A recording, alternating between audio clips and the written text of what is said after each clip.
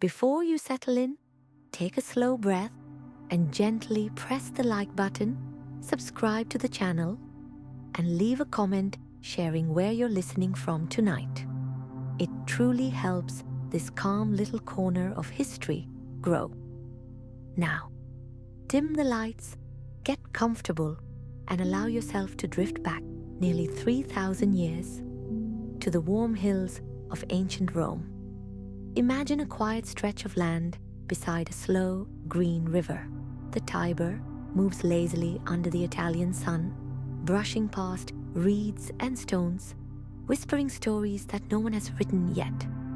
Long before marble temples and roaring crowds, before emperors and legions, there were only rolling hills and scattered huts made of mud and straw. Rome began, as many ancient places did, as a small settlement perched on hills for safety. The earliest Romans chose the Palatine Hill as their home. From its slopes, they could see the river below and the surrounding valleys. It was easier to spot approaching strangers, whether they came to trade or to fight. Legend tells of twin brothers Romulus and Remus, who were said to have founded the city. According to the story, they were abandoned as babies and left beside the Tiber River. A she-wolf discovered them and, instead of harm, offered protection. She nursed them in a cave at the base of the Palatine Hill. Later, a shepherd found the boys and raised them as his own. As soothing as the tale sounds, it was likely created many generations later, a poetic explanation for the city's mysterious beginnings. The Romans loved stories that blended courage, fate, and divine will. For them, myth and history often walked hand in hand. In the earliest days, Rome was ruled by kings. These were not kings in glittering crowns, but warrior leaders who governed small farming communities. The people of Rome were farmers, shepherds, and craftsmen. Their days were filled with simple routines: tending crops, repairing tools, cooking over open fires. The homes of early Romans were modest. Round huts with thatched roofs stood close together, their walls made of clay and wooden beams. Inside, families shared a single room. At night, the flicker of oil lamps cast long shadows against rough walls, and the scent of smoke lingered in the air. Over time, the small settlement grew. Its position along the Tiber River made it an ideal place for trade. Boats could travel inland from the sea, bringing salt, grain, pottery, and news from distant shores. Traders speaking unfamiliar languages passed through, carrying goods from the Greeks in the south and the Etruscans in the north. The Etruscans, in particular, had a deep influence on early Rome. They were skilled builders and engineers. From them, the Romans learned how to drain marshy land and construct more permanent structures. They introduced the arch, a simple yet powerful architectural form that would later define Roman buildings across continents. Under Etruscan kings, Rome began to change. Streets were laid out more carefully. Temples were constructed to honor the gods. Public spaces were created where people could gather, trade, and discuss matters of the city. Religion shaped daily life in early Rome. The Romans believed in many gods, each responsible for different aspects of existence. Jupiter ruled the sky. Mars governed war. Vesta watched over the hearth and home. Even the smallest activities, planting seeds, crossing a threshold, lighting a fire, had a spirit or deity connected to them. Families kept small shrines inside their homes. These shrines honored household gods known as lares and penates. Each morning, a family might offer a small portion of food or wine. asking for protection and good fortune. As Rome grew, so did its sense of identity. The monarchy eventually gave way to a new system, the Roman Republic. Around the end of the 6th century BCE, the last king was overthrown. The Romans decided they no longer wanted to be ruled by a single individual. Instead, they created a complex system of governance. Power was divided between elected officials. 2 consuls were chosen each year.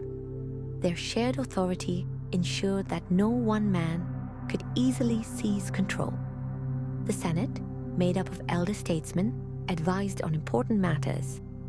Though not a democracy in the modern sense, this system was innovative for its time. Citizenship became an important concept.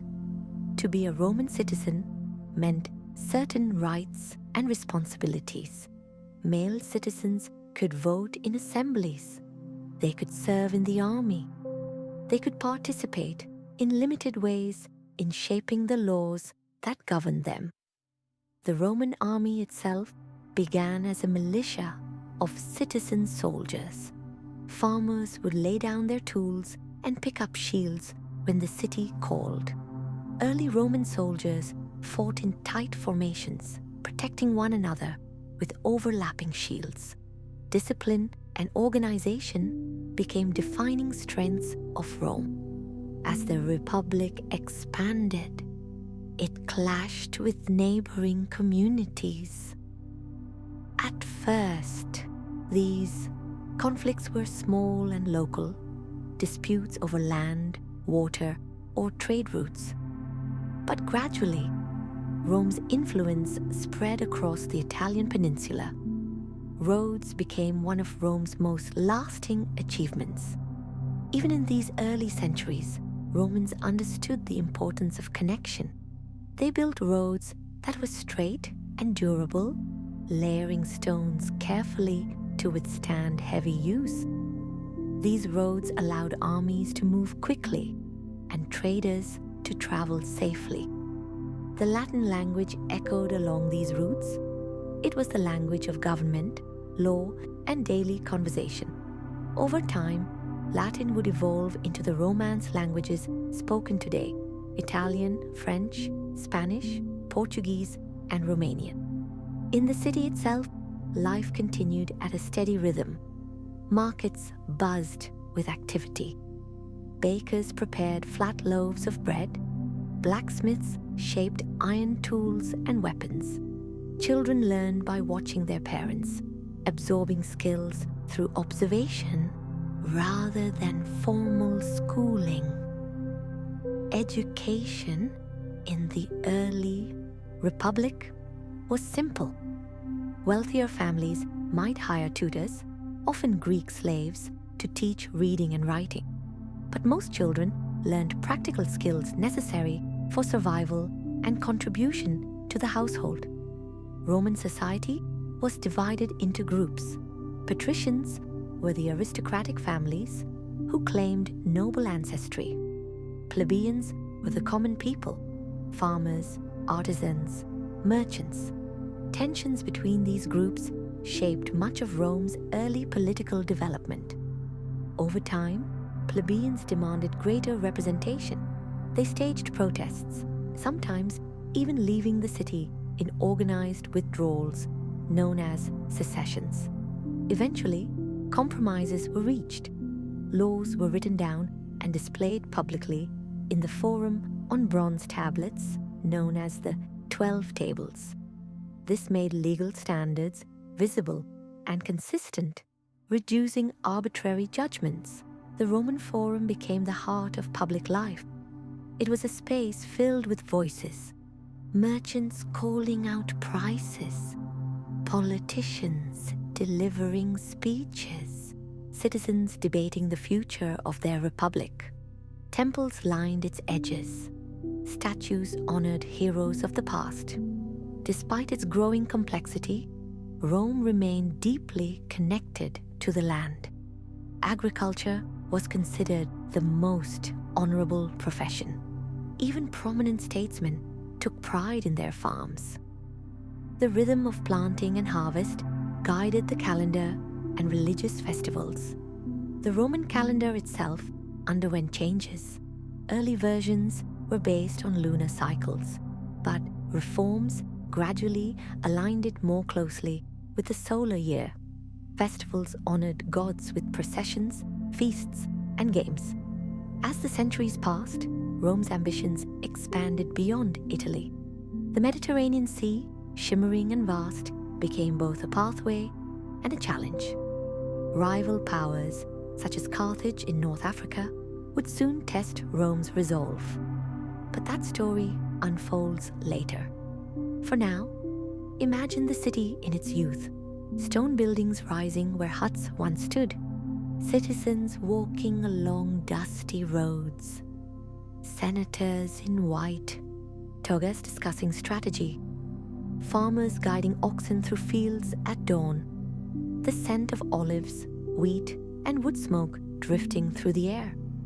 Ancient Rome did not rise overnight.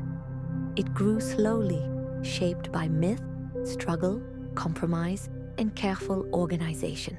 Its people valued discipline, duty, and devotion to the state. These values would carry them through centuries of triumph and turmoil. As you rest and let your thoughts wander through these early days, picture the sun setting over the 7 hills. The Tiber reflects the fading light. Somewhere in the distance, a temple bell echoes softly. The city breathes, alive with quiet determination. In the next part, we will continue exploring how Rome transformed from a regional power into a force that would shape the known world. Through wars, alliances, innovation, and relentless ambition. And before you drift further into this ancient landscape, remember to subscribe, like the video, and share it with someone who loves calm journeys through history. Your support allows these peaceful stories to continue with no adverts, just the steady rhythm of the past guiding you gently toward sleep.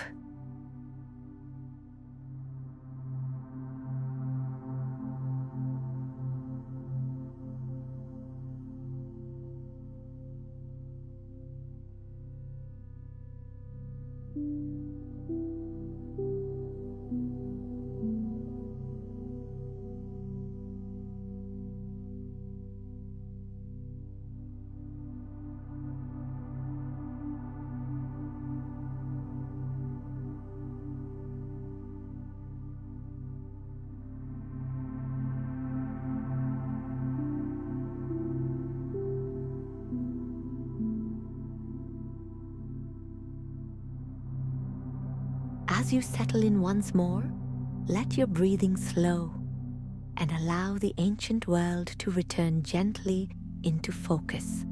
Rome is no longer just a cluster of hills beside a quiet river. The city has grown stronger, more confident. Its people have learned to organize, to negotiate, and when necessary, to fight. By the 3rd century before the Common Era, Rome had secured much of the Italian peninsula. Through a mixture of alliances and wars, neighboring communities became partners or subjects. What made Rome unusual was not only its military strength, but its flexibility. Instead of destroying every rival, Rome often offered partial citizenship or varying degrees of rights to conquered peoples. This approach created loyalty. Former enemies could become allies. Roads connected distant towns to the capital. Latin spread gradually, blending with local languages. Over time, many communities began to think of themselves as part of something larger, part of Rome. Yet beyond Italy, powerful forces watched carefully. Across the Mediterranean Sea, on the northern coast of Africa, stood the wealthy city of Carthage. Founded centuries earlier by Phoenician traders, Carthage commanded vast trade networks. Its ships sailed confidently across the sea, carrying silver, grain, textiles, and precious goods. Where Rome excelled on land, Carthage ruled the waters. Tension between the two powers grew slowly, like gathering clouds before a storm. The spark came over the island of Sicily. Positioned between Italy and North Africa, Sicily was fertile and strategically important. Both Rome and Carthage had interests there. What began as a local dispute soon pulled the two powers into direct conflict. Thus began the First Punic War. For Rome, this was a new kind of challenge.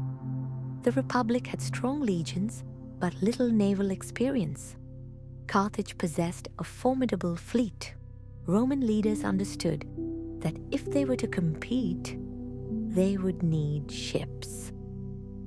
In a remarkable display of determination, Rome built a navy almost from scratch. According to tradition, they used a captured Carthaginian ship as a model, copying its design plank by plank. Thousands of rowers were trained. Shipyards buzzed with activity. The Romans introduced an invention called the corvus, meaning raven. It was a boarding bridge fitted with a spike. During naval battles, Roman ships would pull alongside enemy vessels, drop the corvus, and turn sea combat into something closer to land fighting, where Roman soldiers felt most confident. The war stretched on for more than 2 decades. Battles raged across Sicily and the surrounding waters. Storms sank fleets. Armies endured hardship. Victory shifted back and forth. Eventually, Rome prevailed. Carthage agreed to pay a large indemnity and relinquish control of Sicily. For the first time, Rome possessed territory outside Italy. Sicily became its first province. This marked a subtle but important transformation. Rome was no longer merely a regional power. It had stepped onto a larger stage. But peace did not last. Carthage, though weakened, sought to rebuild its strength. In Spain, Carthaginian generals expanded their influence, securing silver mines and recruiting soldiers. Among them was a young commander whose name would echo through history, Hannibal. Hannibal Barca grew up with a deep resentment toward Rome. As legend tells it, he swore an oath as a child to remain Rome's enemy forever. Whether myth or truth, his later actions reflected relentless determination. The Second Punic War began when Hannibal attacked a Roman ally in Spain. Rome demanded accountability. Carthage refused. War returned. Hannibal's strategy was bold, almost unthinkable. Instead of attacking Rome by sea, he led his army overland from Spain, across southern France, and then toward the towering Alps. With him marched tens of thousands of soldiers, cavalry, and even war elephants. The crossing of the Alps remains one of the most astonishing military feats of the ancient world. Snow-covered passes, narrow paths, hostile tribes, freezing temperatures. The journey claimed many lives. Yet Hannibal emerged into northern Italy with a battle-hardened force. Roman armies rushed to confront him. At the Battle of Trebia, Hannibal used clever tactics to lure Roman forces into a trap. Hidden troops attacked from behind. Roman soldiers, cold and exhausted, struggled to respond. At Lake Trasimene, Hannibal orchestrated an ambush in heavy morning mist. Roman troops were caught off guard along the narrow shoreline. It became one of the largest ambushes in military history. Then came Cannae. On a hot summer day in 216 BCE, Roman and Carthaginian forces met in southern Italy. Hannibal deliberately arranged his troops in a curved formation. As the Roman infantry pushed forward, believing they were breaking through the center, Carthaginian forces gradually enveloped them from both sides. The result was devastating. Tens of thousands of Roman soldiers perished. The defeat sent shockwaves through the Republic. And yet, Rome did not surrender. This resilience defined the Roman character. Even after catastrophic loss, the Senate refused to negotiate peace. Instead, Rome adopted a cautious strategy under General Fabius Maximus, avoiding direct confrontation and wearing Hannibal down through delay and disruption. Meanwhile, Rome opened new fronts. Roman forces attacked Carthaginian holdings in Spain. Eventually, a young Roman commander named Scipio Africanus carried the war directly to North Africa. Hannibal was recalled from Italy to defend his homeland. The two great generals finally met at the Battle of Zama. There, Scipio's disciplined legions and strategic planning overcame Hannibal's forces. Carthage was defeated decisively. The Second Punic War ended with Rome firmly in control of the Western Mediterranean. The Mediterranean Sea gradually became known as Mare Nostrum, Zalis, our sea. With expansion came wealth. War spoils flowed into Rome. Precious metals, artworks, and enslaved people were brought back in large numbers. Greek culture, especially, began influencing Roman life. Educated Romans admired Greek philosophy, literature, and art. Temples grew grander. Public buildings became more elaborate. Military victories were celebrated with triumphs, grand parades through the city. Victorious generals rode in chariots, crowned with laurel wreaths, while crowds cheered. Yet expansion also brought challenges. The influx of wealth widened the gap between rich and poor. Large estates, called latifundia, were established by wealthy landowners. These estates often relied on enslaved labor. Small farmers, unable to compete, sometimes lost their land and moved to the city in search of work. In Rome, the population swelled. Apartment buildings, known as insulae, rose several stories high. Life in these crowded structures could be noisy and dangerous. Fires were common. Streets bustled with activity from dawn until late evening. Political tensions simmered beneath the surface. Reformers, such as the Gracchi brothers, attempted to redistribute land and address inequality. Their efforts, though popular among many citizens, met fierce resistance from conservative elites. Both brothers ultimately met violent ends. These internal struggles signaled a deeper issue. The Republic's systems, designed for a small city-state, were now managing a vast and growing empire. Strain began to show. Still, Rome continued to expand eastward. It became entangled in the affairs of the Hellenistic kingdoms that emerged after Alexander the Great. Through diplomacy and war, Rome gradually absorbed territories in Greece, Asia Minor, and beyond. The city's skyline changed. Marble replaced earlier stone. Statues captured lifelike detail. Public baths offered spaces for relaxation and socialization. Aqueducts carried fresh water across long distances, a marvel of engineering precision. As night falls in this era, imagine Rome glowing softly under torchlight. The murmur of conversation drifts from taverns. Senators finalize speeches for tomorrow's debates. Soldiers returning from distant campaigns share stories of foreign lands. The Republic stands powerful, but restless. Beneath the calm surface, ambitions are growing. generals command personal loyalty from their troops. Political alliances shift. The balance between collective governance and individual power begins to tilt. In the next part, we will gently explore how these tensions gave rise to figures whose names still echo across centuries, men like Julius Caesar, and how the Republic slowly transformed into something new.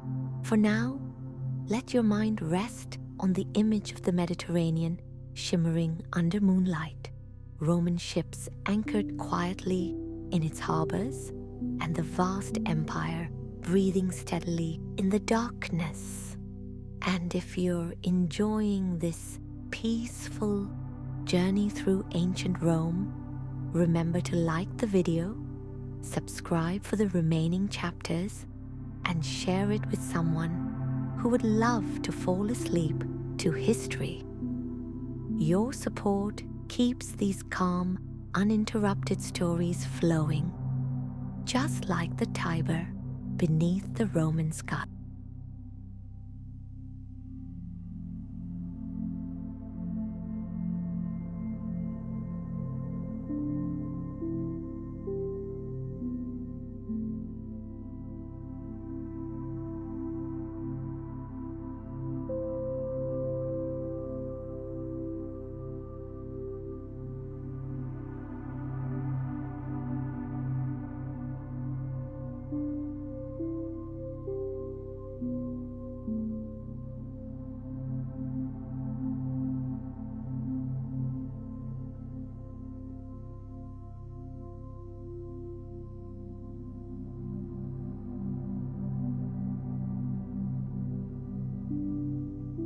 Let your breathing settle once again, slow, steady, unhurried.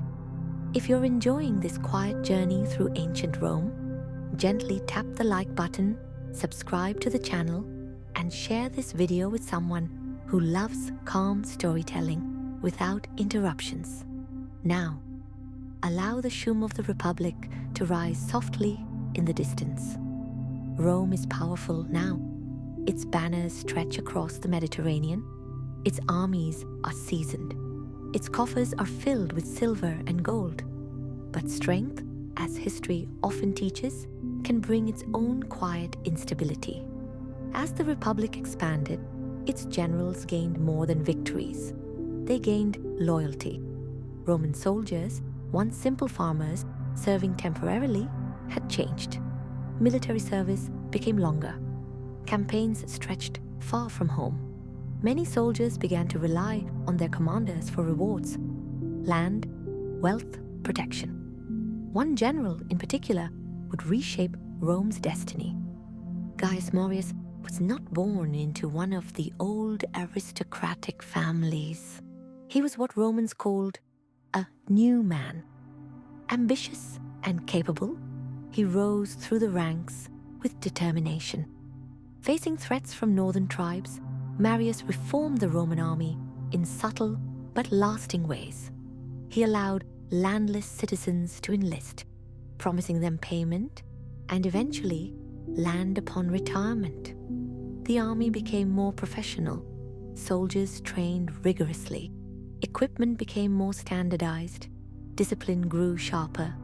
But this shift also meant that soldiers' loyalty leaned more toward their general than toward the Senate. Soon, another figure emerged, Lucius Cornelius Sulla.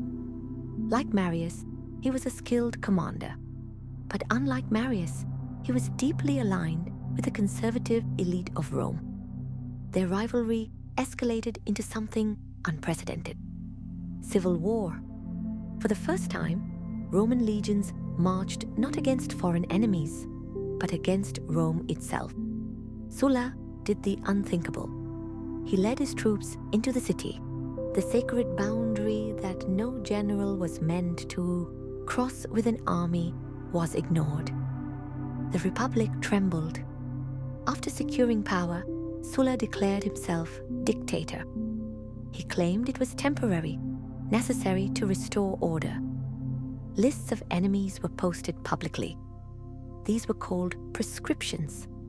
those named could be killed, their property seized. Fear drifted through the streets like cold fog. Yet Sulla eventually stepped down voluntarily, retiring from public life. It was an unusual act, but the damage to the Republic's stability lingered. In the years that followed, new alliances formed. 3 men, each ambitious, each influential, created an informal political alliance known as the First Triumvirate. They were Julius Caesar, Pompey the Great, and Marcus Licinius Crassus. Pompey was a celebrated general with remarkable military success. Crassus was immensely wealthy, perhaps the richest man in Rome. And Caesar was charismatic, intelligent, and deeply ambitious. To strengthen his position, Caesar sought military glory. He was assigned command in Gaul, a vast region that includes much of modern France and Belgium. For nearly a decade, Caesar campaigned there. He fought tribal confederations, crossed rivers with astonishing engineering feats, and even launched expeditions into Britain. His legions built fortified camps with precision. They marched swiftly, carrying heavy packs, disciplined and loyal.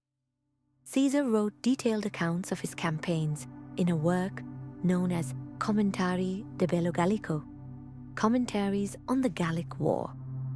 His writing was clear and direct, presenting himself as calm and rational even when describing intense battles. Back in Rome, his popularity grew, but the alliance between the 3 powerful men did not endure. Crassus died during a campaign in the east.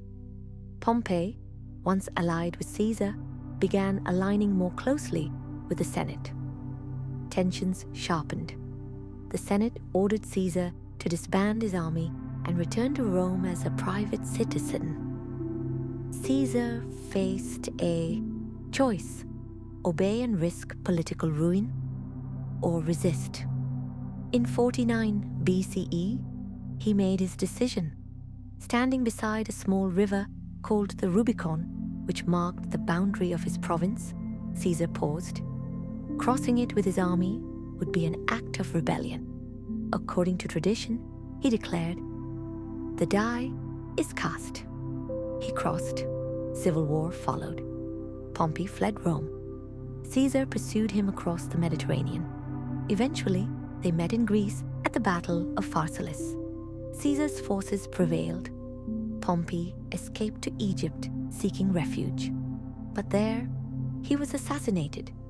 His severed head was presented to Caesar, who reportedly wept at the sight of his former ally turned rival. In Egypt, Caesar became entangled in local politics. He met Cleopatra VII, the young and intelligent queen.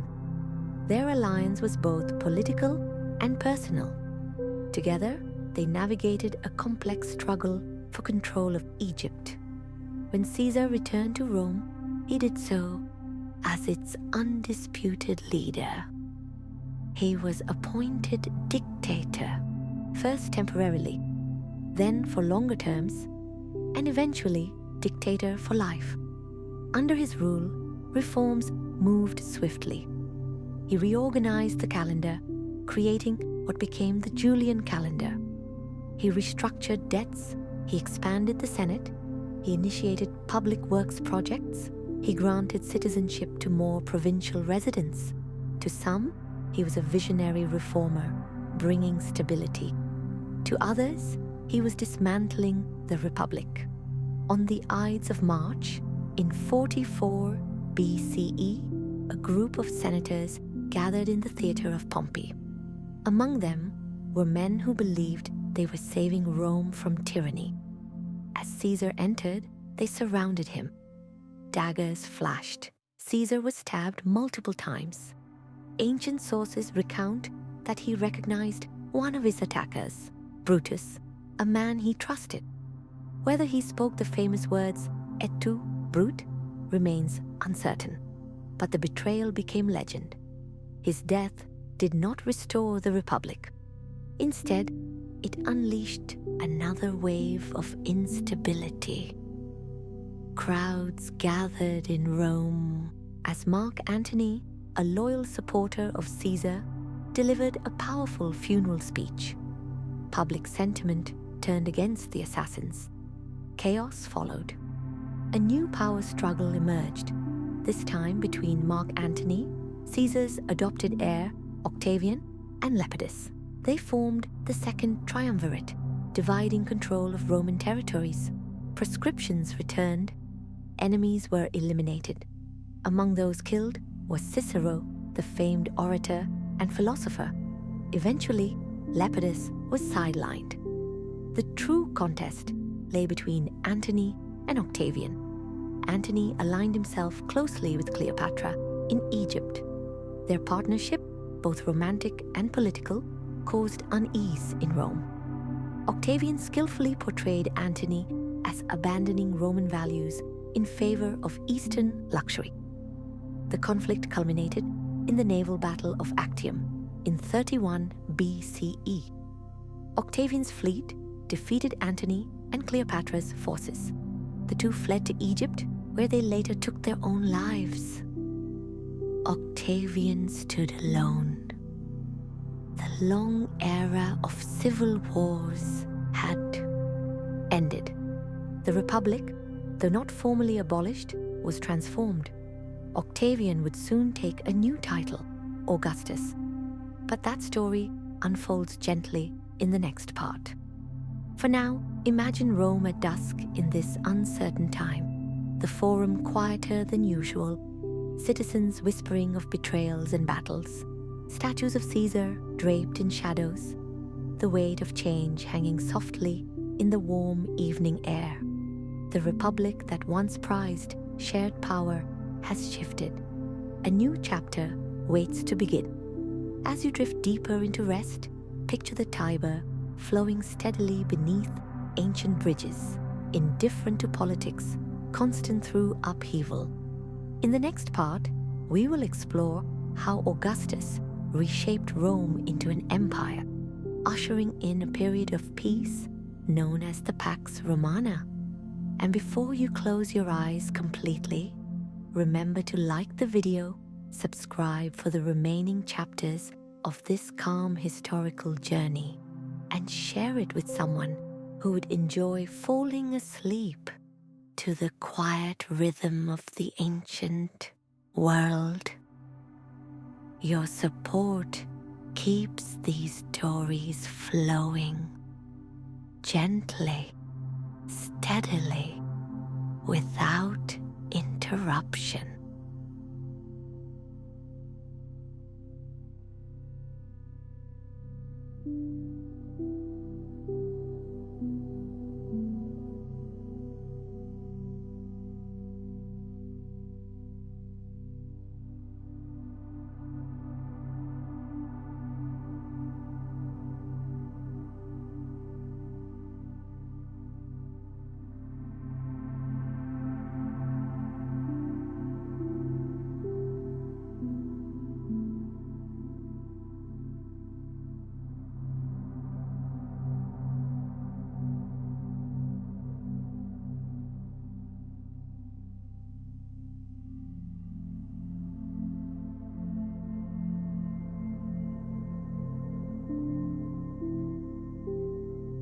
Take another slow breath and let the shoom of civil war fade into the distance.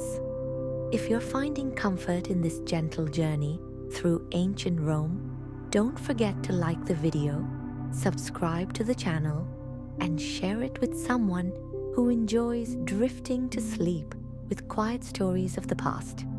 Your support keeps these peaceful histories free of interruptions. Now, the year is 27 BCE. Rome stands at a turning point. Octavian, the young heir of Julius Caesar, has emerged victorious from years of turmoil. The Republic still exists in name. Its Senate still meets, its magistrates still hold office. But something subtle has changed.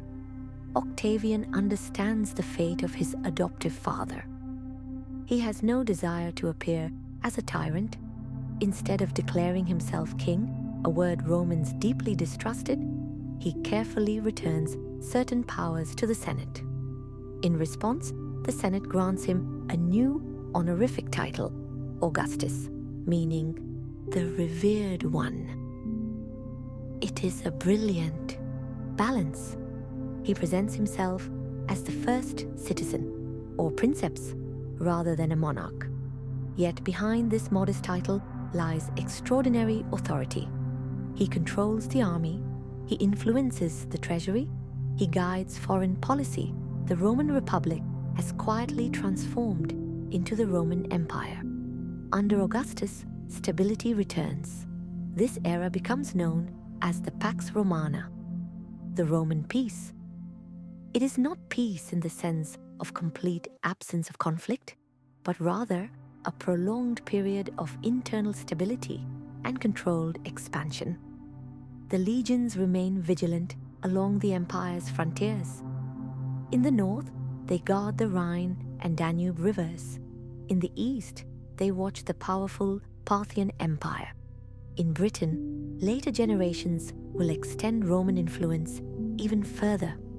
But within the heart of the empire, life becomes more predictable. Augustus reforms taxation, making the system more efficient and less corrupt. He creates a standing army with fixed terms of service. Veterans are rewarded with land or pensions. This reduces the risk of soldiers turning to ambitious generals for personal gain. He also establishes the Praetorian Guard, elite soldiers tasked with protecting the emperor. Stationed near Rome, they wear distinctive armor and serve as both bodyguards and a visible reminder of imperial authority. Rome itself begins to change physically. Augustus famously claims that he found Rome a city of brick and left it a city of marble. Temples are restored, new forums are constructed, monuments celebrate Roman achievements.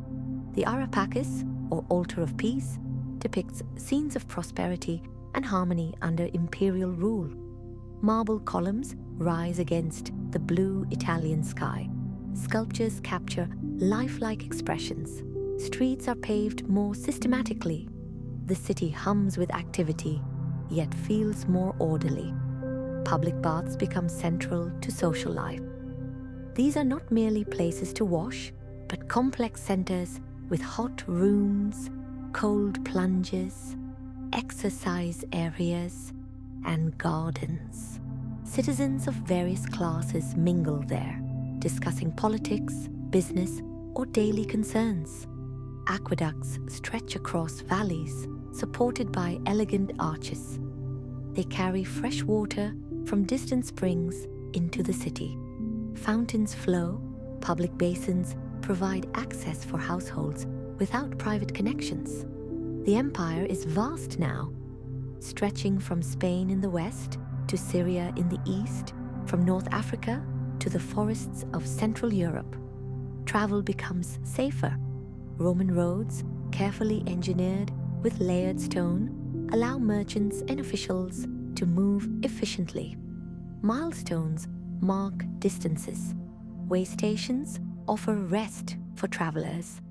Latin remains the official language of administration in the West, while Greek continues to dominate in the eastern provinces. The empire is culturally diverse. People worship different gods, speak different dialects, and follow local customs, yet all operate under Roman law. Law becomes one of Rome's most enduring legacies. Legal principles are codified and refined. Concepts such as contracts, property rights, and legal representation develop further. Even non-citizens can appeal to Roman courts under certain circumstances. Citizenship gradually expands beyond the city of Rome. Provincial elites may earn it through service or loyalty. This inclusion strengthens unity. In the countryside, life continues at a slower rhythm. Farmers cultivate wheat, olives, and grapes. Vineyards stretch along sunlit hillsides. Olive presses operate steadily, producing oil used for cooking, lighting, and trade. Markets bustle with goods from across the empire: spices from the east, glassware from Syria, fine pottery from Gaul. Grain from Egypt feeds Rome's massive population. Egypt becomes especially vital. Its fertile Nile River ensures a steady supply of grain. Special fleets transport this precious cargo to Rome. The emperor oversees this supply carefully, knowing that food shortages could spark unrest. Religion during the Pax Romana is richly layered. Traditional Roman gods are still honored: Jupiter, Juno, Minerva. Temples stand proudly in city centers. Festivals fill the calendar. Priests conduct rituals to ensure divine favor. At the same time, new cults emerge. The worship of Isis from Egypt spreads. The mysteries of Mithras attract soldiers. In Judea, a small religious movement begins that will eventually become Christianity. Augustus promotes traditional values. He encourages marriage and childbearing among the upper classes, attempting to strengthen Roman moral life. Laws are passed to reward large families and penalize certain forms of adultery. He also carefully shapes his public image. Statues depict him as youthful and composed. Coins carry his likeness across the empire, spreading recognition of his authority even to distant villages. Despite the calm surface, the imperial system depends heavily on the character of the emperor. When Augustus dies in 14 CE, power passes to his stepson, Tiberius. The transition is peaceful, a remarkable achievement given Rome's turbulent past. Yet not all emperors will rule with equal skill. Some will govern wisely, strengthening infrastructure and expanding trade. Others will indulge in excess or paranoia. The structure Augustus created provides stability, but it also concentrates immense power in one individual. For now, though, imagine Rome under Augustus at twilight. The forum glows softly in fading sunlight. Senators conclude debates beneath tall columns. Children chase one another near fountains. Merchants close their stalls for the evening. Beyond the city, along distant frontiers, soldiers stand watch beside campfires. Their armor reflects flickering flames. They speak quietly of home. The empire feels vast, yet interconnected. The Pax Romana allows art, literature, and philosophy to flourish. Poets like Virgil and Horace compose verses celebrating Rome's destiny. Historians begin recording events with careful detail. Architects experiment with concrete, enabling grand domes and sweeping interior spaces. The Roman world breathes steadily. But no empire remains unchanged forever. In the next part, we will gently explore daily life across different levels of Roman society, from emperors and senators to merchants, soldiers, and enslaved people, discovering how ordinary individuals experienced this extraordinary civilization. For now, let your thoughts drift through marble streets and quiet gardens. Hear the distant splash of water from an aqueduct-fed fountain. Feel the warmth of Mediterranean air settling softly over tiled rooftops. And before you fully surrender to sleep, remember to like the video, subscribe for the next peaceful chapters, and share this calm escape through ancient Rome with someone who would appreciate history without interruption. Your support keeps these stories flowing, steady and serene, like the Tiber under a starlit sky.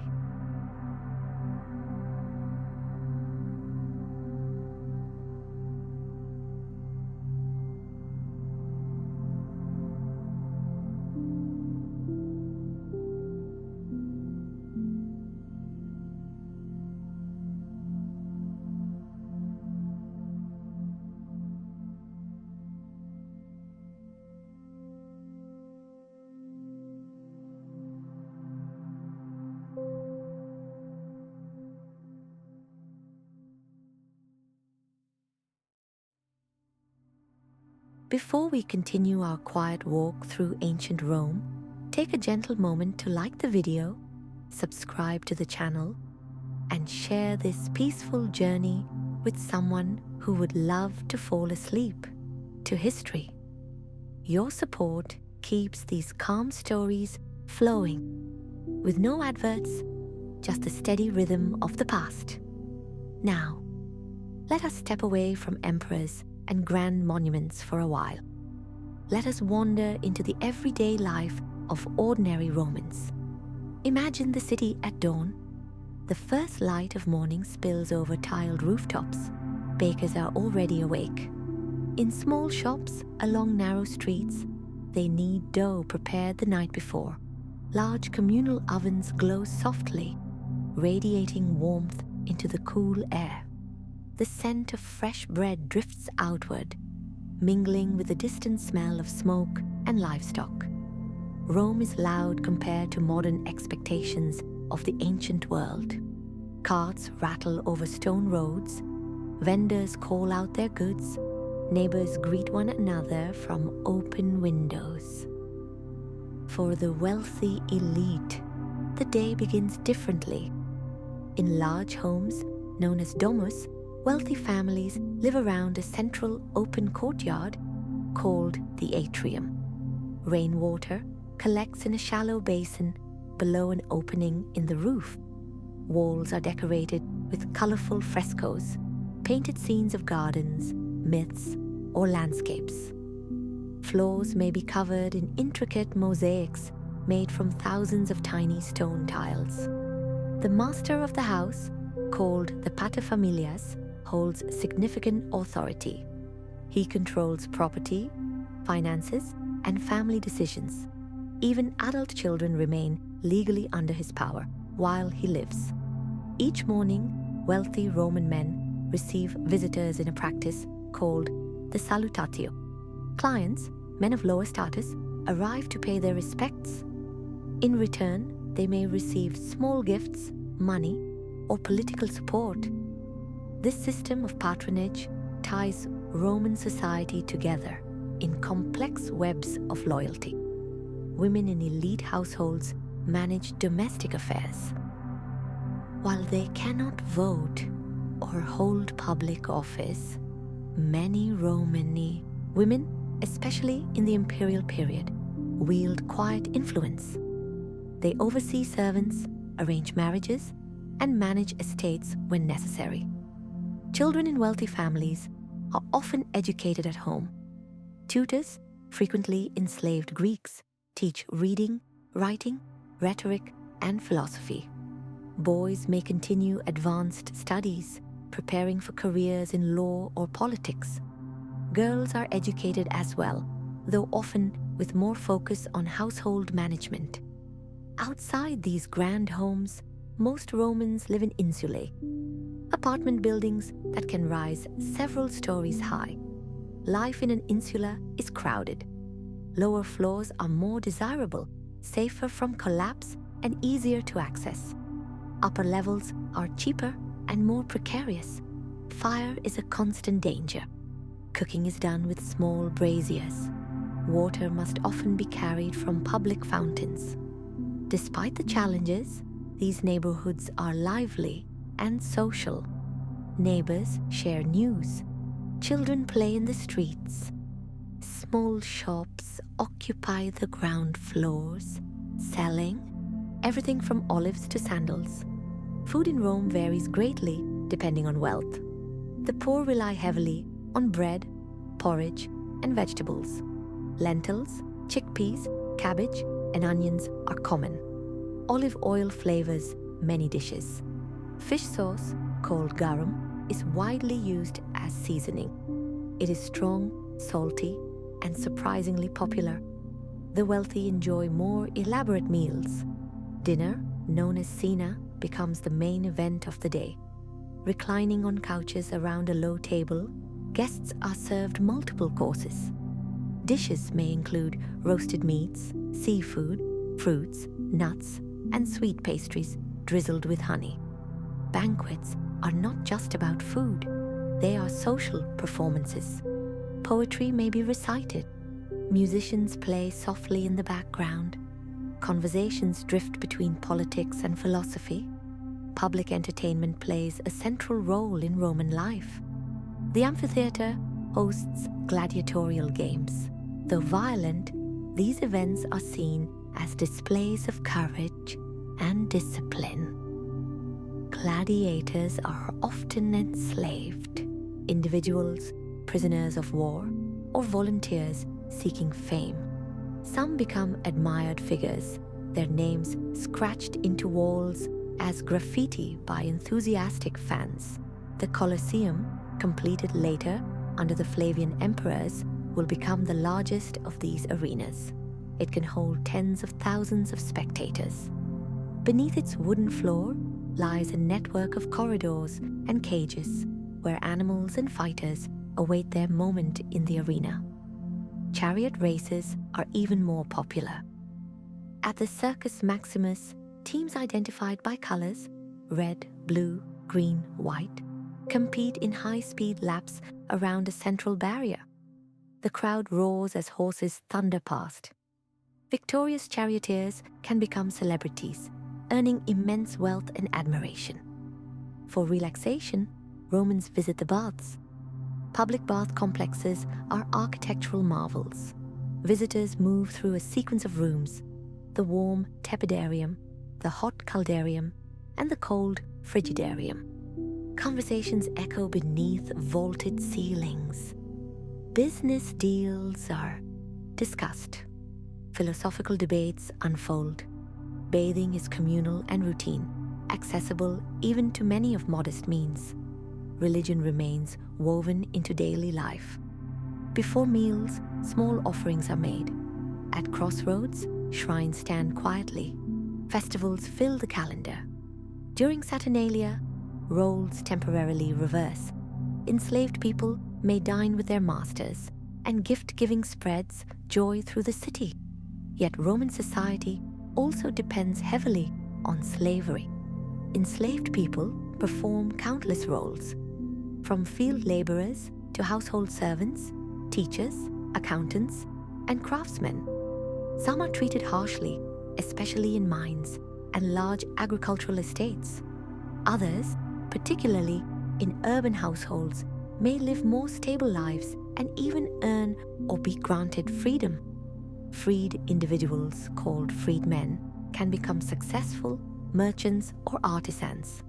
Though social stigma remains, Rome offers limited pathways to advancement. In the countryside, villas dot the landscape. These rural estates often combine luxury and agriculture. Owners retreat there during hot summers. Surrounding fields produce olives, grapes, and grain. Enslaved workers and tenant farmers maintain the land. Roman clothing is simple in form, but meaningful in detail.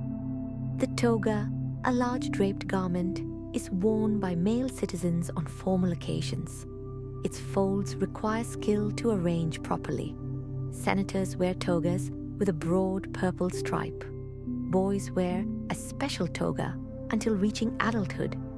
Women typically wear a stola, a long dress fastened at the shoulders, often layered over a tunic.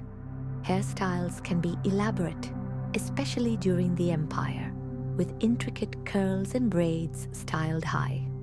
Evening falls slowly over Rome. Oil lamps flicker in windows. Taverns fill with laughter and conversation. Street vendors pack away their goods. Somewhere, a storyteller recounts myths of gods and heroes. Despite its grandeur, Rome is still a city of individuals, of hopes, routines, friendships, and quiet struggles. A soldier stationed far from home writes a letter to his family. A mother soothes her child to sleep. A merchant counts coins by lamplight. A philosopher contemplates the nature of virtue. Life here is layered, magnificent, and ordinary all at once. In the next part, we will gently explore the engineering marvels that made Roman life possible. The roads, aqueducts, concrete, and architecture that allowed this vast empire to function so smoothly. For now, let your mind wander through narrow streets illuminated by soft torchlight. Hear the fading hum of the marketplace. Feel the warmth of a Roman bath lingering on your skin. And as you drift closer to sleep, remember to like the video, subscribe for the next calm chapter, and share this peaceful escape through ancient Rome with someone who needs a quiet story tonight. The empire rests beneath a blanket of stars, and so can you.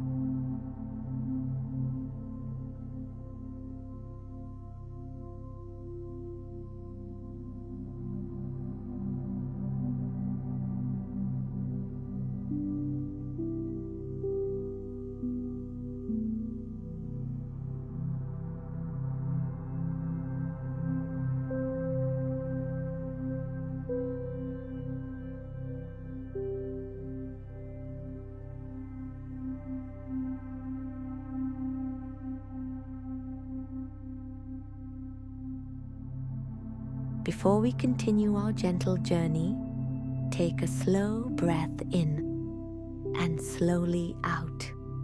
If these quiet stories of ancient Rome are helping you relax, don't forget to like the video, subscribe to the channel, and share it with someone who would enjoy drifting to sleep beneath the marble arches of history. Your support keeps the space calm, uninterrupted, and free of adverts. Now, let us walk softly into one of Rome's greatest strengths, its engineering. If you could rise above the empire like a quiet bird at sunrise, you would see something remarkable. Lines stretching across valleys, roads cutting through hills, bridges spanning rivers with confident grace, aqueducts marching across the landscape in long rows of arches. Rome did not simply conquer territory, it connected it. The Roman road system was one of the most advanced networks of the ancient world, built with layers of sand, gravel, and tightly fitted stone. These roads were designed to last. Many still exist today. Worn, smooth by centuries of footsteps and wheels, Roman roads were famously straight. Instead of winding around obstacles, engineers often cut through hills or built directly over them. Efficiency mattered. A straight road meant faster travel for messengers and legions. Along these roads stood milestones, marking distances to the nearest city. Travelers could measure their progress step by steady step. Way stations, known as mansiones, provided rest for officials and couriers. Horses could be exchanged. News could travel across hundreds of miles with surprising speed. Now imagine the aqueducts. Fresh water is essential to any city. As Rome's population grew into the hundreds of thousands, wells and the Tiber River were no longer enough. Engineers sought water from distant springs, sometimes many miles away. Using gravity alone, they designed channels that sloped gently downward toward the city. The gradient had to be precise, too steep, and the water would rush dangerously fast. Too shallow, and it would stagnate. Where valleys interrupted the path, arches were built to carry the channel high above the ground. These elegant structures seem almost delicate, yet they are astonishingly strong. Water flowed continuously into Rome, feeding fountains, baths, and private homes of the wealthy. Public fountains ensured even the poor had access to clean water. The sound of flowing water became part of Rome's daily rhythm, a soft, constant murmur beneath the hum of conversation. Roman engineers also mastered concrete. Unlike modern concrete, Roman concrete included volcanic ash, known as pozzolana.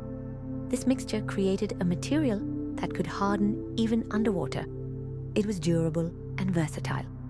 With concrete, architects were no longer limited to straight lines and simple beams. They could build arches, vaults, and domes on an impressive scale. The arch, inherited and perfected from earlier cultures, became a symbol of Roman strength. By distributing weight evenly along its curve, the arch allowed structures to support far greater loads. Bridges crossed rivers with confidence. Aqueducts marched across plains. Amphitheaters rose tier upon tier. The Pantheon, built during the imperial period, remains one of the most extraordinary examples of Roman architecture. Its vast dome, with a circular opening at the top called the oculus, allows sunlight to pour into the interior like a quiet spotlight from the heavens. Stand inside that dome in your imagination. The air feels cool. The walls are thick and solid. The floor beneath your feet is smooth marble. Above you, the sky is framed perfectly in a circle of light. Roman cities across the empire followed similar designs. At their center lay the Forum, a public square for commerce and governance. Nearby stood temples, basilicas for legal proceedings, and markets. Streets were often laid out in grids, especially in newly founded colonies. Two main roads, the Cardo and the Decumanus, crossed at right angles. This orderliness made cities easier to navigate and administer. Even sewage systems reflected Roman practicality. The Cloaca Maxima, one of the world's earliest large sewer systems, drained marshland and carried waste away from the city. Covered channels beneath streets kept public spaces cleaner than many later cities in history. In military camps, engineering precision was equally impressive. When Roman legions marched, they did not simply sleep wherever they stopped. Each evening, they constructed fortified camps with remarkable speed. Ditches were dug, walls were raised, tents were arranged in strict order. Every soldier knew his place. The layout was consistent, creating a sense of stability even in foreign lands. Harbors, too, showcased Roman ingenuity. Concrete that hardened underwater allowed the construction of sturdy piers. Lighthouses guided ships safely at night. Warehouses stored grain and goods from across the Mediterranean. Trade flourished because infrastructure supported it. Even time itself was measured with practical creativity. Sundials marked the hours of daylight. Water clocks tracked time during the night or on cloudy days. Public buildings were not merely functional, they were grand. Triumphal arches commemorated military victories. Columns spiraled upward, carved with detailed scenes of battles and ceremonies. These monuments were not just decorations, they were storytelling in stone. Roman engineering extended into entertainment. The Colosseum, with its complex system of pulleys and trapdoors, could stage elaborate spectacles. Animals appeared suddenly through hidden lifts. Scenery changed with impressive coordination. Theaters were designed with careful acoustics. Even without microphones, an actor's voice could carry clearly to distant rows. Heating systems, known as hypocausts, warmed floors and walls in baths and wealthy homes. Hot air from furnaces circulated beneath raised floors, creating a surprisingly comfortable indoor environment. All of this required organization. Surveyors measured land with precision instruments. Engineers calculated slopes and stresses. Laborers, both free and enslaved, worked tirelessly. The empire's stability depended not only on military power, but on these quiet innovations. As evening settles across the Roman world, imagine standing on a hill overlooking a provincial town. You see straight roads stretching into the horizon. An aqueduct stands silhouetted against the fading sky. Smoke rises gently from bathhouse chimneys. A temple's columns glow softly in torchlight. The empire feels connected, like a vast web of stone and water and movement. Yet even the strongest structures cannot prevent change forever. In the next part, we will softly explore the cultural and intellectual life of Rome, its philosophers, writers, artists, and the ideas that shaped how Romans understood themselves and the world around them. For now, let your mind rest beneath the arch of a Roman bridge. Hear the quiet trickle of water below. Feel the cool stone beneath your fingertips. And as sleep draws nearer, remember to like the video, subscribe for the next peaceful chapter, and share this calm journey through ancient Rome with someone who needs a gentle escape tonight. The roads stretch endlessly into the distance, and you can drift peacefully along them.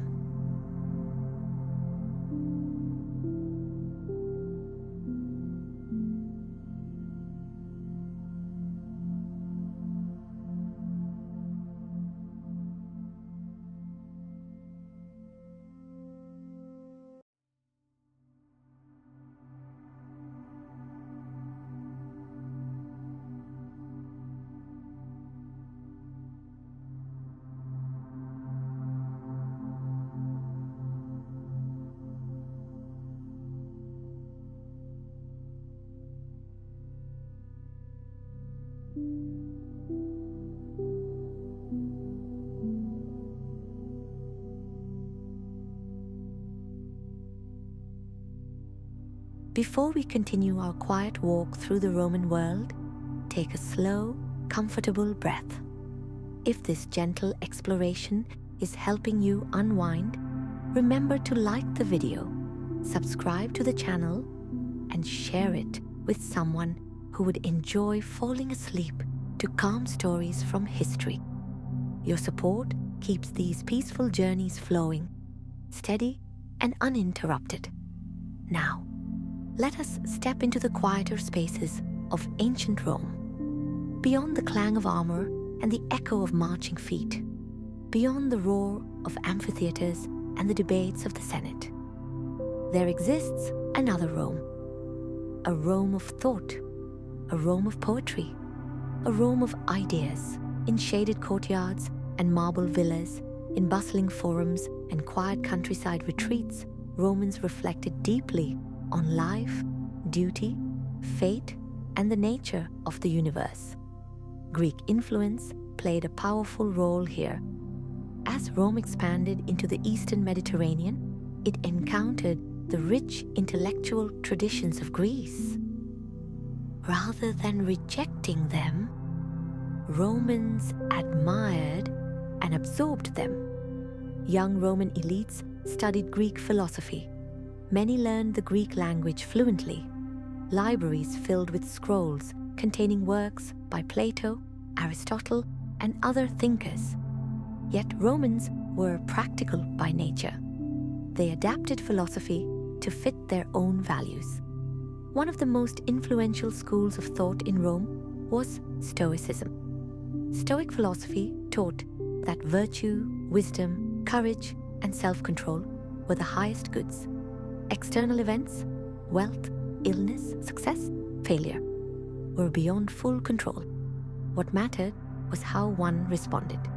Imagine a Roman statesman rising early, reading quietly from a scroll by lamplight. He reflects on the idea that calm acceptance of fate brings inner peace. Outside, the city stirs. Inside, his thoughts are steady.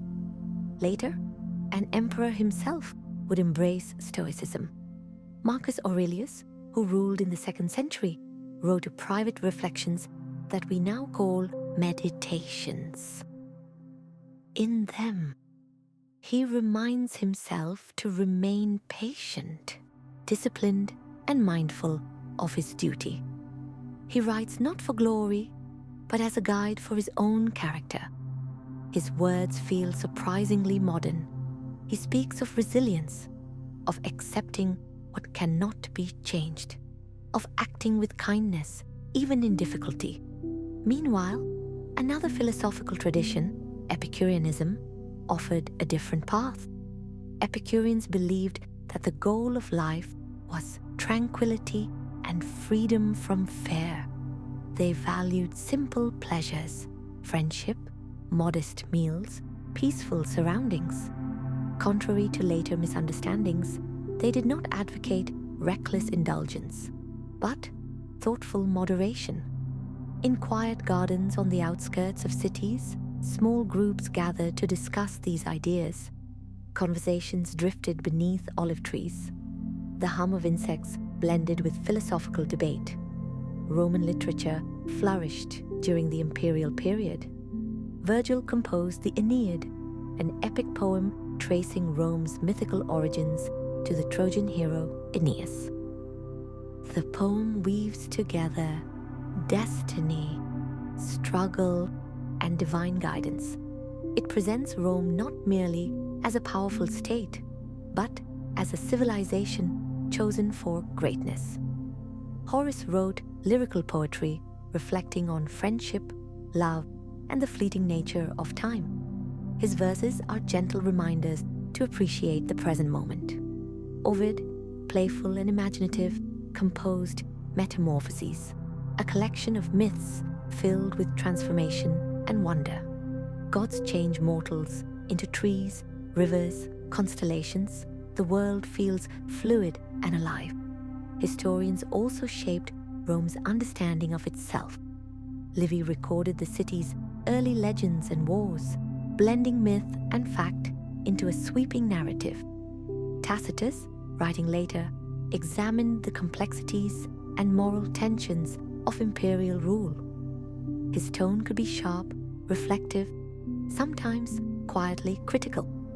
In theaters, playwrights adapted Greek comedies and tragedies for Roman audiences.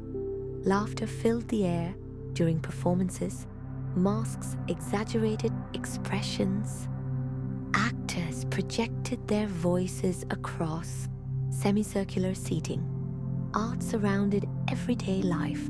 Frescoes painted on walls depicted gardens so vividly that rooms felt open to the outdoors. Mosaics covered floors with scenes of sea creatures, hunting dogs, or intricate geometric patterns. Sculptors carved marble into lifelike portraits. Unlike idealized Greek statues, Roman portraiture often embraced realism. Wrinkles, stern expressions, distinctive features, all carefully preserved in stone. Music drifted through Roman homes and public spaces. Flutes, lyres, and small percussion instruments accompanied songs and ceremonies. Though we cannot hear their melodies today, we can imagine soft notes rising into the evening air. Education emphasized rhetoric, the art of persuasive speaking. Young men practiced delivering speeches with clarity and force. They studied famous orators like Cicero, whose words once echoed powerfully through the forum. To speak well was to wield influence. Even in distant provinces, Roman culture blended with local traditions. In Gaul, Britain, North Africa, and the Near East, temples combined Roman architectural styles with regional designs. Latin inscriptions stood beside native languages. Local gods were sometimes identified with Roman ones. This cultural blending gave the empire a unique texture, unified yet diverse. Religion itself continued evolving. Traditional Roman rituals persisted, but mystery religions gain followers. Mithraic temples, often underground, hosted secretive ceremonies. The cult of Isis offered personal devotion and hope for salvation. And quietly, in small gatherings across Judea and later throughout the empire, early Christians met to share teachings centered on compassion, forgiveness, and spiritual equality. At first, they were a tiny minority. Their movement would grow slowly, often facing misunderstanding and persecution. But for now, in this era, Rome's spiritual landscape is varied and layered. As night settles over the empire, imagine a scholar finishing a scroll by candlelight. A poet pauses, searching for the perfect word. A philosopher walks beneath the stars, contemplating the vastness above. The Roman world is not only built of stone and law, but of thought and imagination. Ideas travel along the same roads as merchants and soldiers. They cross seas, they settle in new lands, they endure. In the next part, we will gently explore the Roman military in greater detail, not in loud battle, but in the quiet discipline of training, camp life, and the daily reality of the legionaries who guarded the empire's vast borders. For now, let your mind rest in a peaceful Roman garden. Hear the faint rustle of leaves. Feel the cool marble bench beneath you. Somewhere nearby, a fountain trickles softly. And as sleep approaches, remember to like the video, subscribe for the next calm chapter, and share this serene journey through ancient Rome with someone who needs a moment of stillness tonight. The lamps dim, the scroll closes, the empire exhales beneath a sky full of patient stars.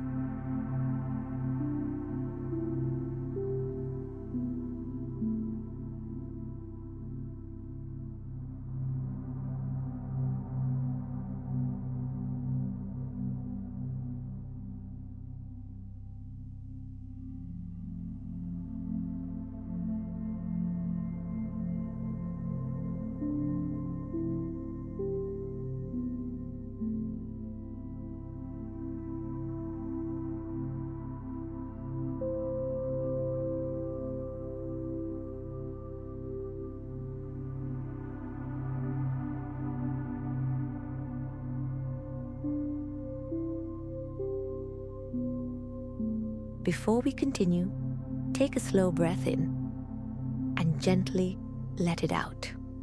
If you're enjoying this calm journey through ancient Rome, don't forget to like the video, subscribe to the channel, and share it with someone who would love drifting to sleep with peaceful history.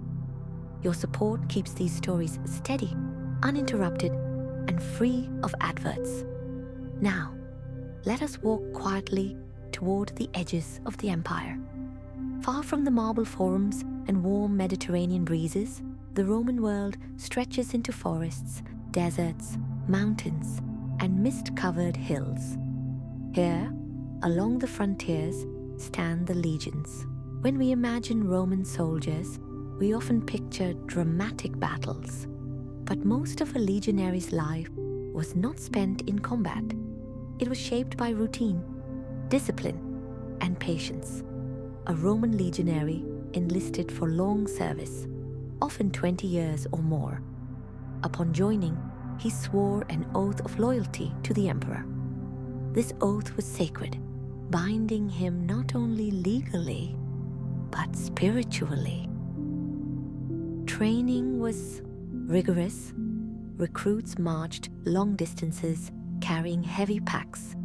They practiced with wooden swords and shields that were heavier than real ones, building strength and endurance.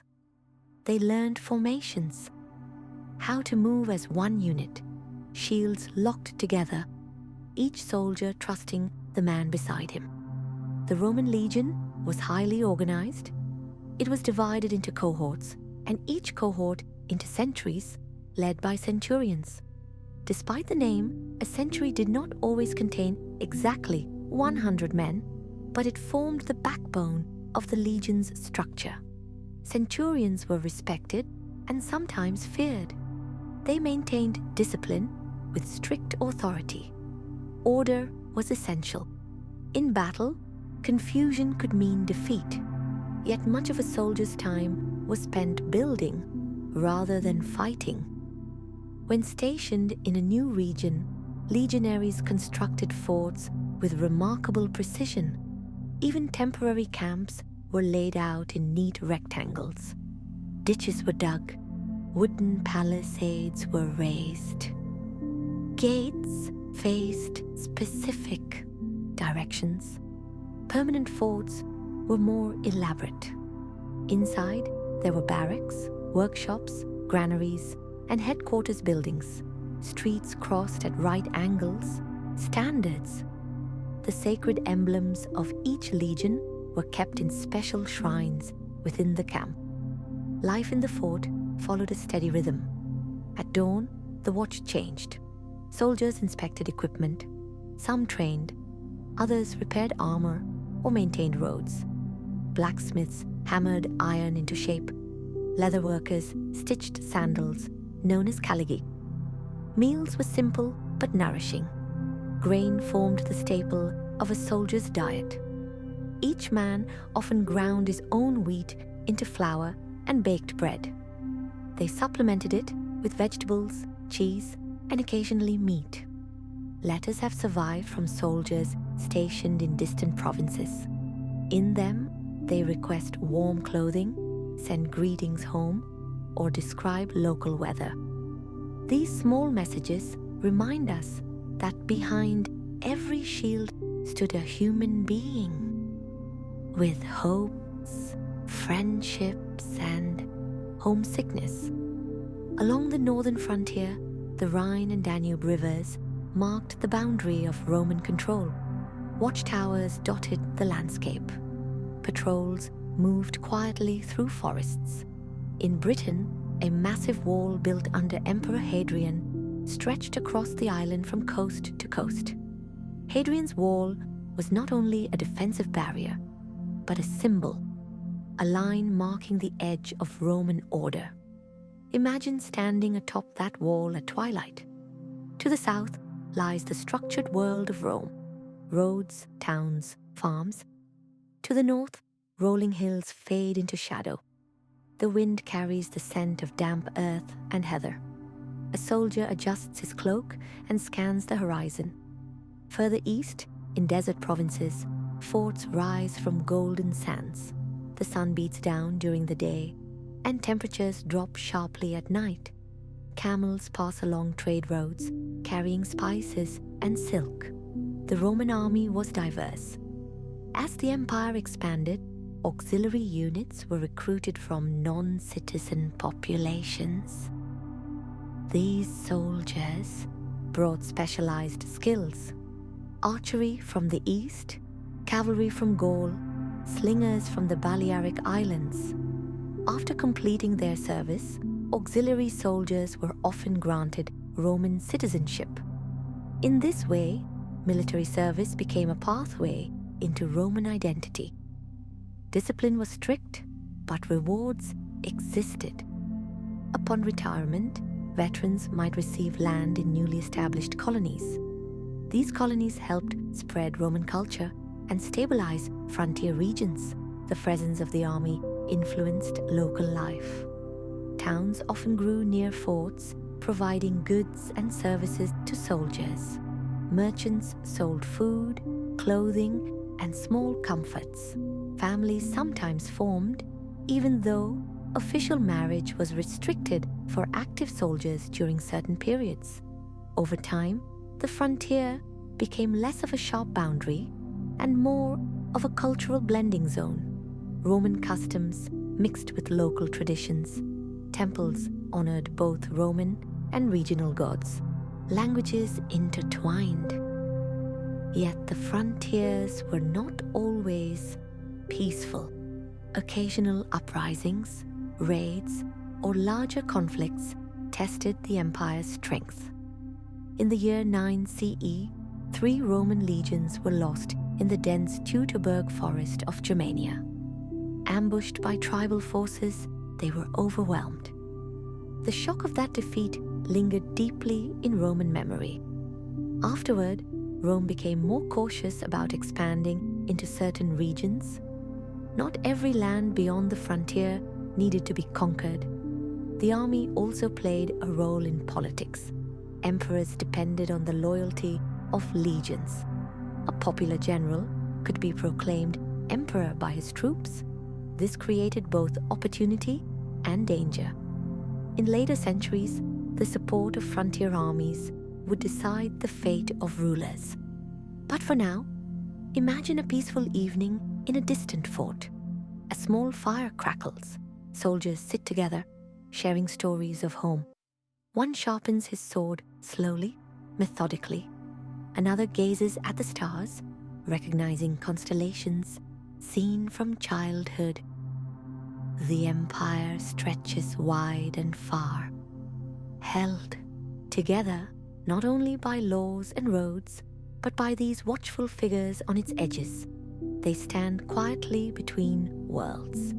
In the next part, we will gently explore the later centuries of the Roman Empire, the changes, challenges, and transformations that slowly reshaped this vast civilization. For now, let your thoughts drift along a quiet frontier road. Hear the distant hoot of an owl. Feel the cool night air against ancient stone. And as you grow sleepier, remember to like the video, subscribe for the next calming chapter, and share this peaceful journey through ancient Rome with someone who needs a moment of stillness tonight. The watch is set. The stars shine steadily above the silent wall, and the empire rests.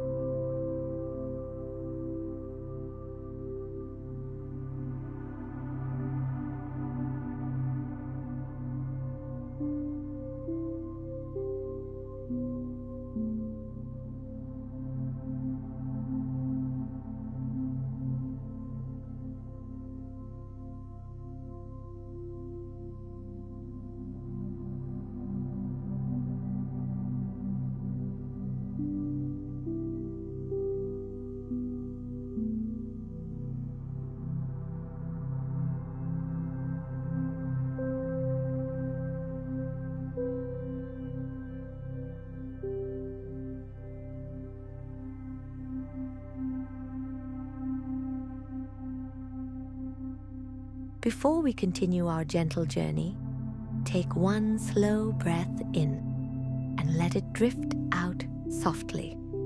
If these calm explorations of ancient Rome are helping you unwind, remember to like the video, subscribe to the channel, and share it with someone who would enjoy falling asleep to quiet history. Your support keeps these peaceful stories flowing, steady, uninterrupted, and free of adverts. Now, let us move forward in time. The Roman Empire, once expanding confidently in all directions, begins to change. Change does not arrive suddenly. It rarely does. Instead, it moves gradually, like evening shadows lengthening across marble floors. By the 3rd century, the empire faces new pressures. Emperors rise and fall with increasing speed. Some rule wisely. Others hold power only briefly before being replaced. The army, once a stabilizing force, becomes deeply involved in choosing emperors. Generals are proclaimed rulers by their troops.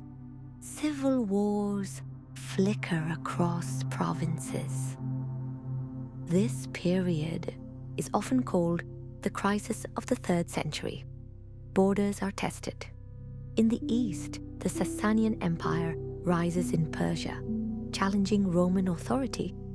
In the north, Germanic tribes press against the Rhine and Danube frontiers. Some seek land, others seek wealth. Many are simply moving, displaced by pressures further beyond Rome's borders.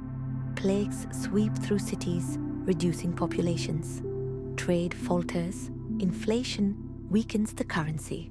Silver content in coins declines as emperors attempt to stretch limited resources. And yet, the empire does not collapse. It adapts.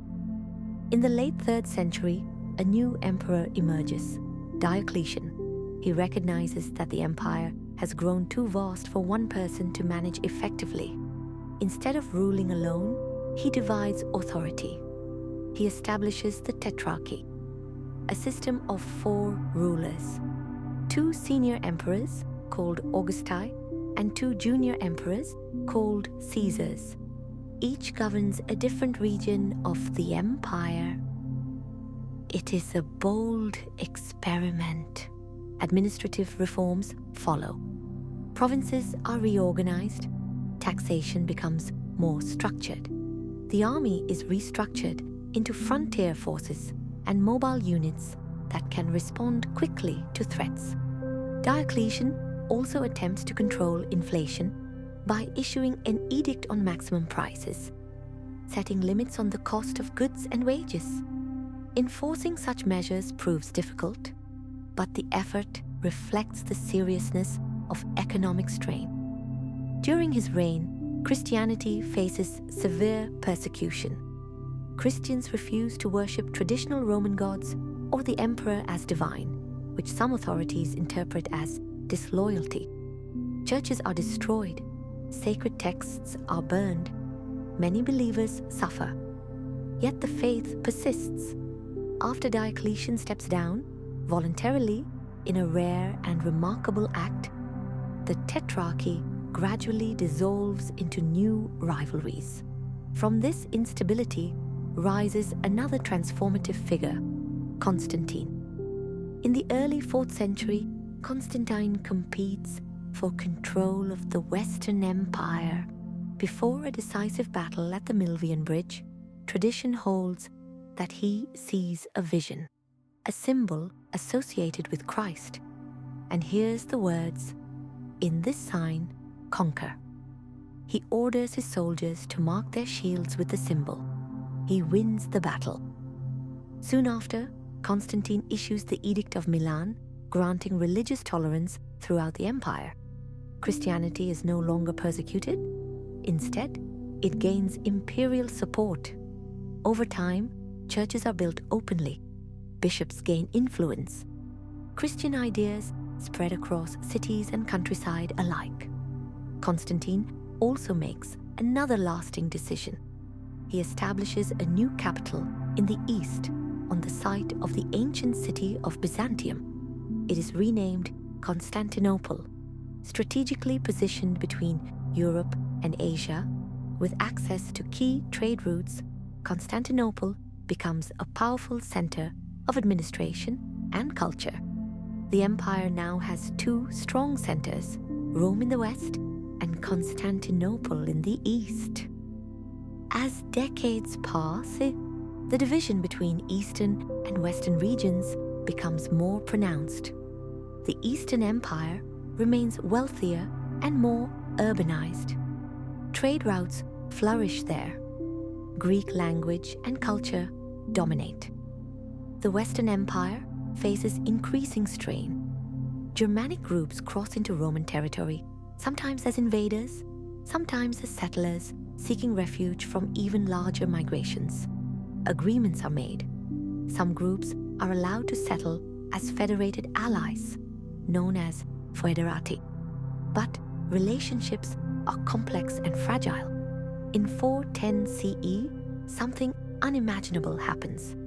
The city of Rome itself is sacked by the Visigoths under Alaric. For centuries, Rome had stood as a symbol of invincibility. Though it was no longer the primary administrative capital, its psychological importance remained immense. The sack shocks the Roman world. And yet, life continues. The Western Empire weakens gradually. Political authority fragments, local leaders gain autonomy. Economic systems shift toward more localized structures. Finally, in 476 CE, a Germanic leader named Odoacer deposes the last Western Roman emperor, a young boy named Romulus Augustulus. This moment is often marked as the fall of the Western Roman Empire. But the eastern half, what we call the Byzantine Empire, continues for nearly 1,000 more years.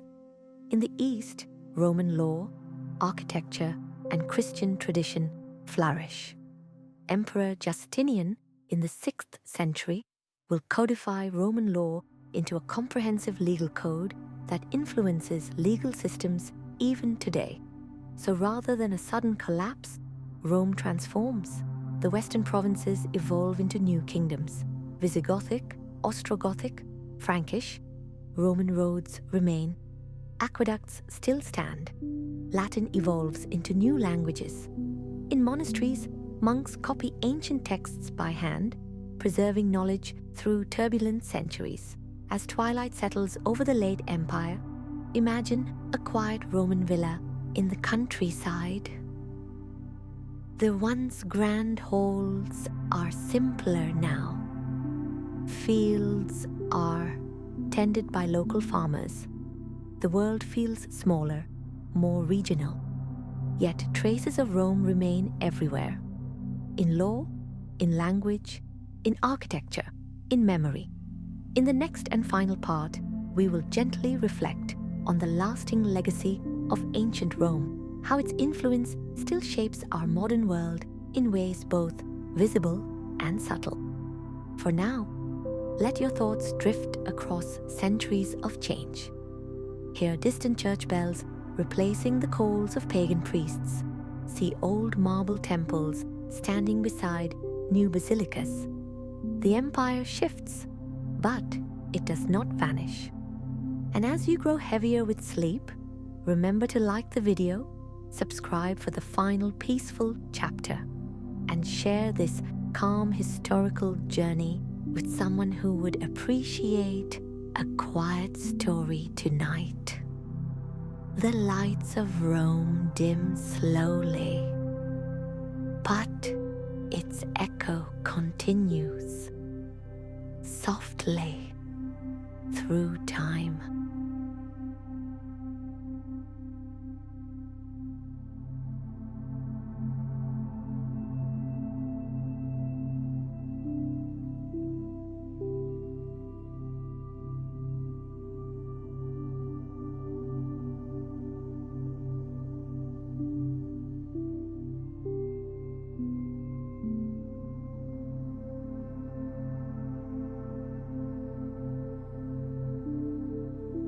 Before we close this long and gentle journey, take one final slow breath in and release it softly.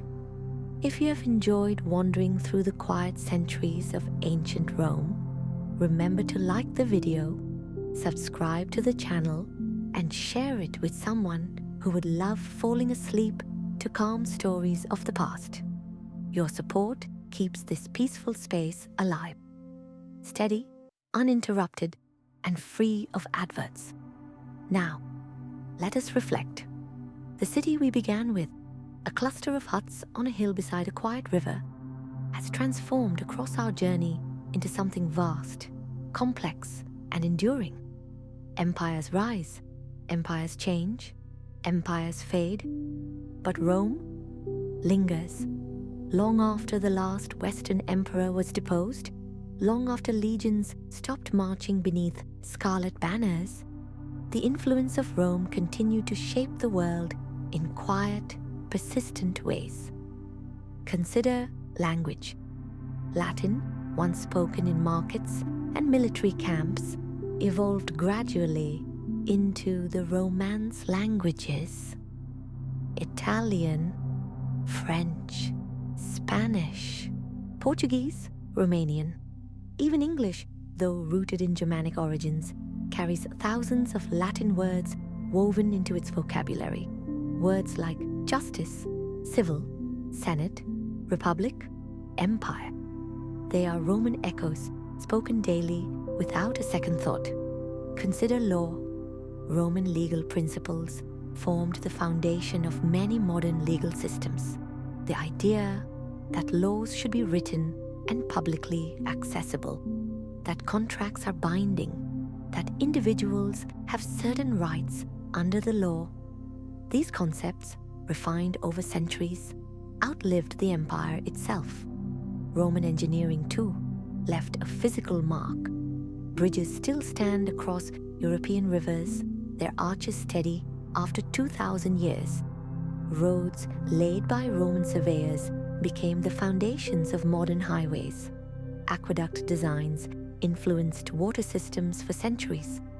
The dome of the Pantheon inspired architects during the Renaissance.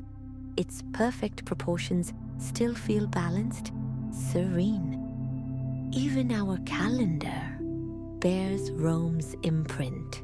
The Julian calendar, introduced under Julius Caesar, shaped the structure of months and leap years. Later adjustments refined it into the Gregorian calendar used today, but its roots remain Roman. The names of months whisper ancient origins. March for Mars, July for Julius, August for Augustus. Look at government structures. Many modern republics borrow Roman terms and ideas. Senates, checks on executive power, civic duty.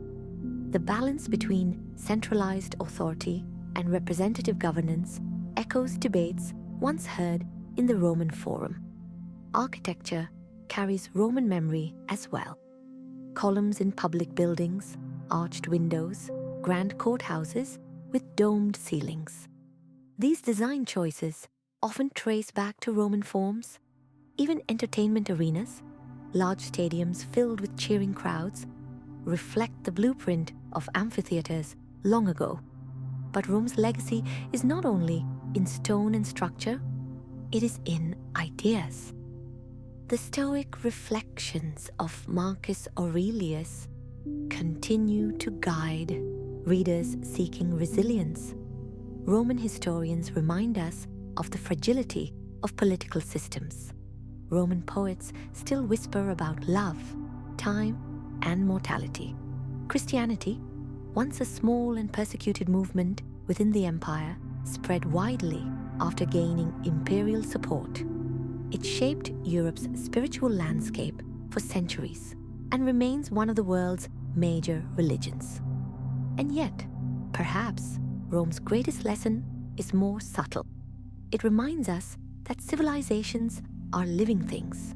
They grow slowly, they adapt, they face crisis, they transform. The Rome of Romulus was not the Rome of Augustus. The Rome of Augustus was not the Rome of Constantine. And the Rome of Constantine was not the Rome that quietly dissolved into medieval kingdoms. Change was constant. Resilience was necessary. Now imagine, in your mind, walking once more along the banks of the Tiber at sunset. The water moves gently, just as it did when shepherds first settled on the hills. The city has changed countless times. Buildings have risen and fallen. Voices have come and gone, but the river flows on.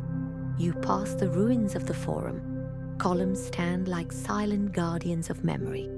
Grass grows between ancient stones. Tourists are gone now. The air is quiet. In the distance, the dome of the Pantheon catches the last light of day. Somewhere beneath your feet lie layers of history. Republic, empire, Renaissance, modern city, all resting upon one another like pages in a very long story. Ancient Rome was not perfect. It knew inequality, conflict, and ambition. But it also knew innovation, law, philosophy, art, and extraordinary endurance. It connected continents, it shaped cultures, it left footprints that remain visible thousands of years later. And now, as your thoughts grow softer and your breathing slower, you can let the grand sweep of it all fade gently into calm stillness. The marching legions grow quiet. The debates in the Senate fall silent. The fountains slow to a soft murmur. The torches dim along marble streets. Above, the same stars that watched over emperors and farmers alike continue to shine. You have traveled from humble huts on the Palatine Hill, through republic and empire, through peace and crisis, to legacy and memory. A long journey, a quiet one, and now it is time to rest. If you've enjoyed this peaceful exploration of ancient Rome, don't forget to like the video, subscribe for more calm historical journeys, and share it with someone who would love drifting to sleep to the gentle rhythm of the ancient world. Thank you for being here. Close your eyes. Let the Tiber flow softly in the distance and drift slowly into sleep.